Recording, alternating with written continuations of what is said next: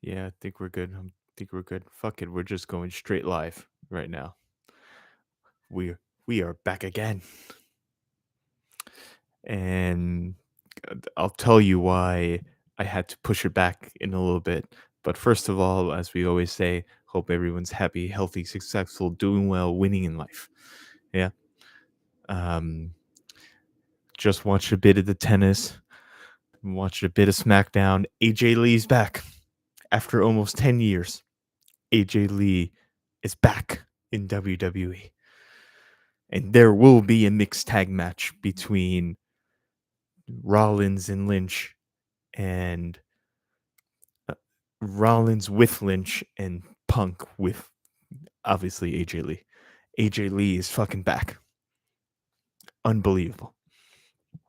And that was a monster return. There's nothing like a surprise wrestling return. That's a monster return in on just a regular SmackDown. That's why you always watch. You gotta watch every week because this wasn't like this. This was a return worthy of SummerSlam, WrestleMania, Royal Rumble, Survivor Series, and then on a random SmackDown, boom, AJ Lee comes back. Crazy. All right. So yeah, so we pushed alive a little back a little bit because I told you in the earlier stream from earlier today in the Baelish voice earlier today.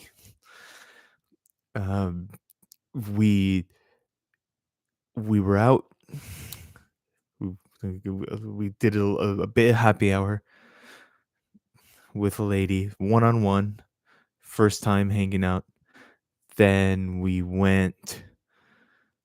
Well, I've known her for a while, but this is the first time actually one on one hanging out. Um, then we got dinner. I got dinner. Obviously, I paid for it, of course, like a gentleman should. Always, the gentleman should always pay. Yeah, and you can talk about all. I'm good. I'm getting off the rails here. We can talk about all like the empowerment stuff, the OnlyFans shit, like the women are the breadwinners now, which some of them are. I'm not knocking it. I'm not knocking it. I'm just more of a traditional classic guy. Yeah. So nice dinner, and then I was gonna go home and watch Real Time and the rest of the Sinner, and I forgot his name. Auger. He's French Canadian. I think it's Auger Aliassime match, the U.S. Open semifinal. But but she said she was like, nah, I want you to come over. I also like Bill Maher. How about that? She wanted to. She invited me over because she also watches Bill Maher and she also likes the U.S. Open as well. Now we're made in the shade, baby. So we watched some of the match. We watched some of the some real time. Real time was good. That Sinker fella, he's cool because he, politically speaking, I believe he's a liberal, but we try to not on After Dark. We try to not get political here, but I'm just explaining what happened. He he's one of those liberals that are disappointed in the Democratic Party, kind of like Bill Maher is. And so we turned on Real Time. She knew who he was because he's like he's an author, and he writes what his political philosophy is the the left is thinks that things are so doom and gloom when they're really not. And Bill has mentioned this before throughout the years, and I also agree with it. It's we're not we're not in a place where it's totally lost. There's there's a way to get back. We can get back. So his philosophy is, yeah, there's problems, there's a lot of problems, there's a lot of issues, but in terms of basic human rights for all people, it's we're in a decent position in America compared to the past and compared to other countries. We're in a decent place. Like we need to stop thinking that this is the end of the world because it will help us just not just emotionally but spiritually and mentally. It'll help us to be like this is we're still in a decent position here, right? Wayne Gretzky just fell down. That's not good. Wayno, 99. 99. I'm sorry. We can't drop 99.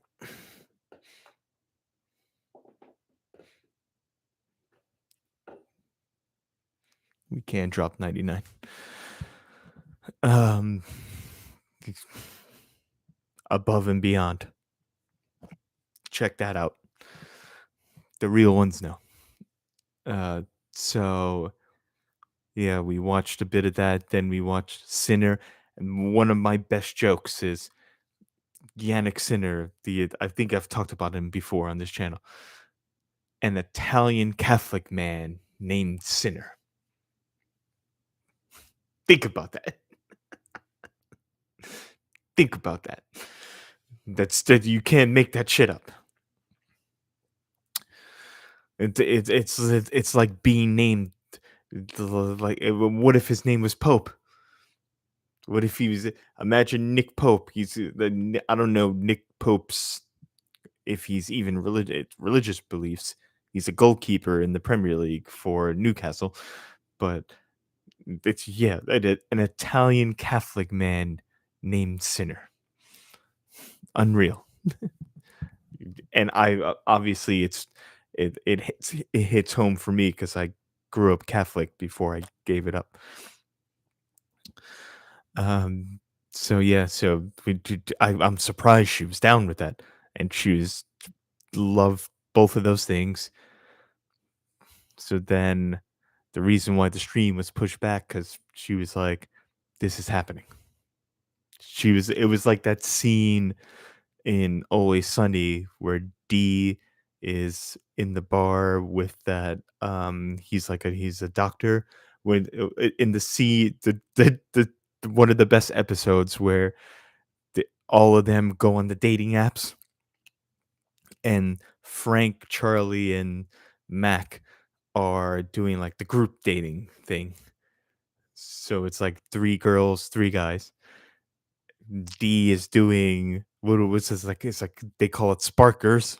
Yeah.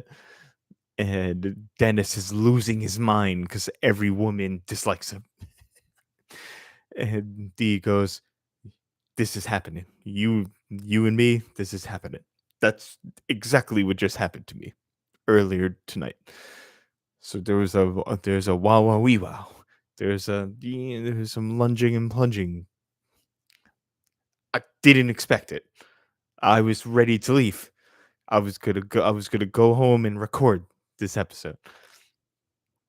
Then there's you get the L and P. So that's a good sign. That's a good sign. There was a connection there. Um. So aside from that, what we could talk about the tech CEOs. Let's talk about that because I used to work for Apple. Let's talk about all the tech CEOs were at the White House, I believe. So you got, yeah, all of them. Zuckerberg, Tim Cook, Altman. So Altman is the AI guy. Tim Cook is Apple. Zuckerberg, we all know Facebook. There was there's all the CEOs are just kissing Donald Trump's ass. Oh, you've done such good things for business all over the world. Do you know? Let's not get political. I just thought it was funny that they all had a dinner that was filmed. It looked like a cartoon. It's filmed, and all of them are that's some serious ass licking right there. Serious. Yeah, it's like Bill Maher had a good bit about it, when Tom Brady and Bill Belichick, because let's not forget that Tom Brady was the first athlete to wear the MAGA hat. It was in his locker. Go look it up. Go look at the picture. And Bill Belichick wrote a love letter to Donald Trump. This was way back in like 2015 when the Patriots were playing the Atlanta Falcons in the Super Bowl. And he goes, "What you've done is inspirational and what you've overcome." And then Bill Maher goes, "Hey, Tom Brady, fuck you." And then Bill Belichick, "That's some serious butt licking, coach." Yeah, that's, that's how I felt like with all these tech CEOs going to the White House. That's exactly what it was. It's because they know. I'm not even gonna. I could be dead wrong. Like obviously, people that I know more about politics, but what I do know is people like this administration because it's very pro billionaire business owner. So it's not really, oh, this is for the benefit of Apple. Like, how do the people that work at Apple, I'll ask you, how do you people at Apple feel that Tim Cook went to the White House, sat across from Trump, and is kissing his ass? How do you feel about that? And I know people that work at Apple. I know dozens. I worked there for just under a decade. How do you feel about that? And it's not that I dislike I'm not Republican or Democrat. I'm more in central in the middle. I'm not really party reliant if you wanted to be truthful. But how does that make you feel? I called this. I called this. And this is the purpose of the channel. I called this months ago. Every promise that was made is has not been delivered. It was a con. It was another con. So and America fell for it again. So it's the same thing with all these adult websites and all the like TikTok. The content creators are an issue, yes, but the audience that keeps giving them money and likes and shares and views and clicks and attention is also the problem. They're part of the equation. And then what did I see the other day that just blew my mind? I don't know. I think I could if I scroll through, I'll find it. Um, but what else was I gonna say? Yeah. So the we talked about Smackdown, the tech forum. That was just embarrassing. That's just embarrassing, and it's not because I'm some crazy wacko lib. The Democratic Party has a massive amount of problems, which is what they Bill Maher talked about on with that Pinker fella, and in the new rules in the editorial where they were talking about the police and how this administration is sending National Guard to they send the National Guard to DC and LA, and they're going to start doing it with more. So what's going to happen to the police? And why are there so much police everywhere? What does that say about this country? It's not I'm not the police. I always respect the union guys. I'm a union guy from start to finish. Yeah, top to bottom. It's not the cops that's the problem. It's the people. It's the citizenry. It's the populace. They're the problem. So that's why you need library cop. It's funny. Bill Maher broke it down. Go watch the segment. There's cops for schools. There's cops for the library. There's cops for the parking lot. There's cops for just like normal like enforce law enforcement cops. Then you have the federal agencies. You have all kinds of you have ICE now, you have DEA, you have FBI, CIA. You have all these agencies. And then on the local level, you even have like grocery store cops. They all have guns. They all have badges and they all have guns. Library cops with a gun. And Bill had a good joke, just in case you're trying to bring back the Dewey Decimal System. You try to bring back the Dewey Decimal System, you got the library cop with you. Malls, shopping malls, cops everywhere. So, and then you're going to bring in now the military into it. Ooh. Mhm. So that I think that was his point. It was funny, but he makes a good point. It's like, why, when we have all you drive from one city to another, you pass like 12 different law enforcement agencies. Why do you need the National Guard there? What does that say about just not the state of the country, but how the government is running? But anyway, I already got too political. Let's go back to the fun stuff. So yeah, it was a good night. It was a good night for your boy. I gotta go soon because there's going to be a good fight on.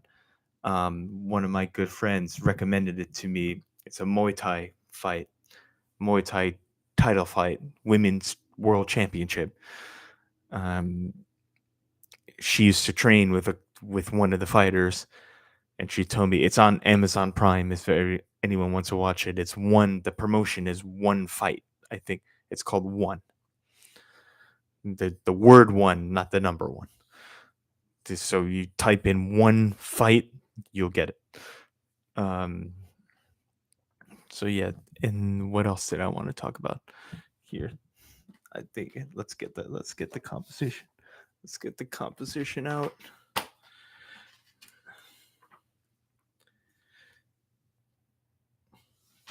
Oh yeah, Caitlin Collins was back on. I like her a lot. She's cool. The GLRLC. Yeah, Stella.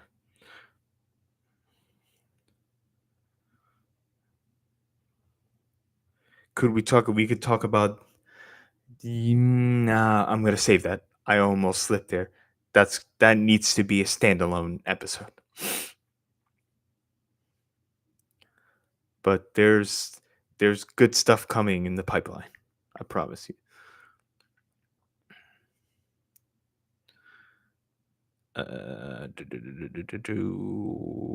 Let's see. Someone. Oh, Taylor Swift's engagement. We'll end with that. Yeah, the Taylor Swift engagement. Why are people so? I like Taylor Swift, and I've talked about her on this channel multiple times. Taylor Swift is she's writes her own music. She plays the instruments. She sings the songs.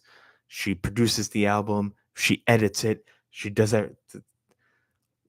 Now, is she the best musician of all time? No, but she's very, very good and she's very, very popular. However, what I want to comment back to, circling back to my original point, the audience, these people, the Swifties, these people that live their life vicariously through her and are obsessed with her to the point where they're crying over her engagement. They're Because her life is their life. You realize how twisted that is. She doesn't know who you are. You'll never meet her, but yet you live your life revolving around her. And you don't think that's kind of like a little off key. That's you need you're dreaming. You need your head examined. All right, because that's not the way you should live your life. You shouldn't this absolute obsession over her personal life is this is wild. This is beyond just TMZ gossip. It's gone beyond it now. You have people that are having parties. People are having parties tonight and crying and hugging each other and God knows what else is happening at these parties because she got engaged to Travis Kelsey. And they lived their life checking their phones every minute for updates about her. That's who I'm talking about. Like, you can be a fan of her music. You can be I like her as a personality. I think she's a nice person. She's very charitable. She's cool. That's fine. But am I gonna have a Taylor Swift engagement party in the fucking Bronx, dude? What are these people doing? What are these people doing? Just they're they've somehow warped their mind to thinking they are her, and everything that she does and she achieves, they achieve. That's crazy, man. That's like if you're a fan of true crime, that's like true crime shit. You think you're her. And I'm not saying it's all the fans. It's not all the fans, but there's a good number of fans that their life is her life is their life. And that type of mentality, especially with the younger population, like the Gen Zers, anyone under 30, they're living through her.